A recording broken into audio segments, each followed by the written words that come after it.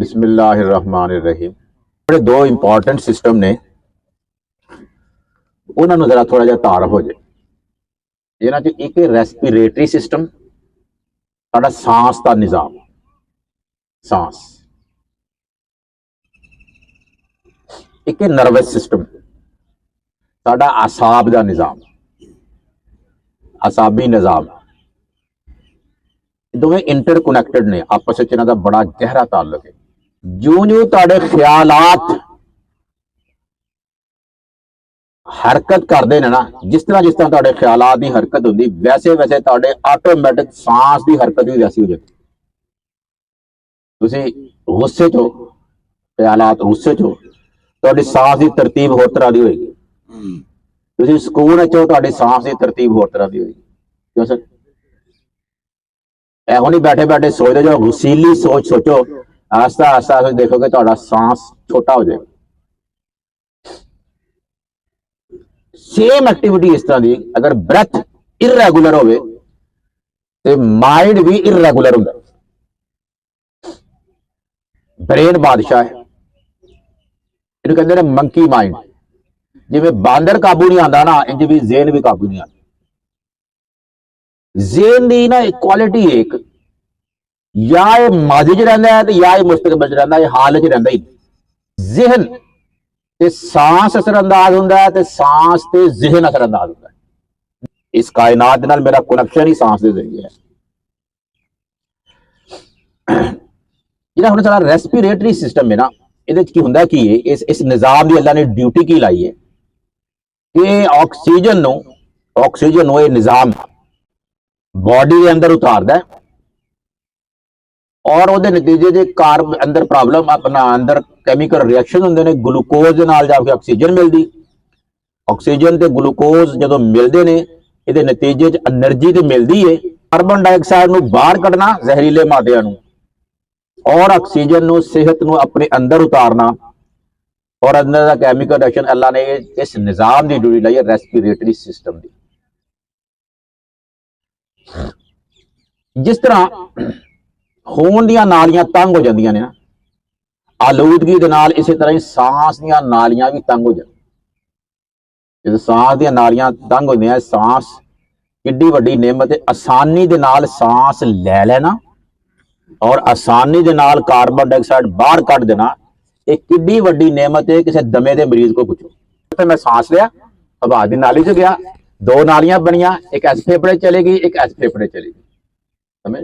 हुण फेफड़ियां दे अंदर की है? हजारां लखां अल्लाह ने फेफड़ियां दे अंदर गुब्बारे लाए ने, फिट कीते ने गुब्बारे, पकाने। जिवें असीं गुब्बारे च हवा भरने ना, जदों हवा भरने तो गुब्बारा फुलदा है, हवा कढ देने गुब्बारा। इसे तरह ही वो जिहड़े गुब्बारे ने, बैलून्स ने, पकाने ने, की नाल है उन्होंने कहते हैं एल्वियोलाई। एल्वियोलाई वो हजारां लखां की तादाद मेरे लंग्स के अंदर है। तवज्जो नहीं देंदे। जे तुसीं इहनूं तवज्जो देवोगे ना, तो समझो अलादीन दा चिराग तुहाडे हत्थ च आ गया। करां दो चीज़ां होनी चाहिए। मतलब मेरे फेफड़े फैलने चाहिए ने। क्यों सर? मेरी छाती चौड़ी होनी चाहिए पहले नालों, एक्सपैंड करांगा। मेरा पेट फुलना चाहिए। इत्थे असीं मार खाने। वो कहते ने देखो, जिहड़ा सब तो जरूरी काम है, जिहड़ा 24 घंटे तुसीं करदे हो, पहले तुसीं वो नोट करो करैक्ट है कि नहीं है।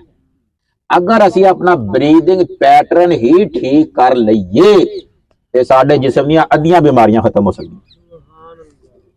रियली है, ये हकीकत है। ब्रीदिंग असीं अपनी सैट कर लई ना, साडे जिस्म दीयां अद्धियां कमजोरियां खत्म हो जाए। और नाल नंबर 2, जे असीं मुनासिब मिकदार च पानी पीए, मुनासिब मिकदार च पानी पीए, वो कितना वे? हर 20 किलो के पिछे 1 लीटर।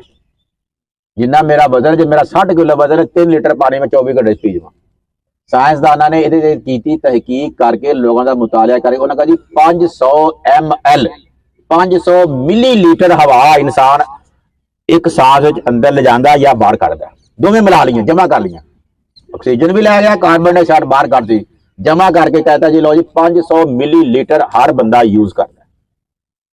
अल्लाह ने फेफड़े की गुंजाइश भी नहीं रखी है। 5800 मिलीलीटर यानी असी अपने फेफड़ियां तो 6 उन्हां दी जिहड़ी कैपेसिटी अल्लाह ने बनाई है 6 गुना घट सांस लेने और गहरा सांस।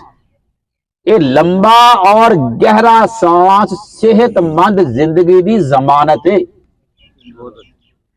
ऑफ योर ब्रेथ, जिन्ना लंबा सांस कर लोगे उन्नी लंबी जिंदगी कर लो जी। सुबह आओ और लंबे गहरे सांस लैन की आदत बनाओ।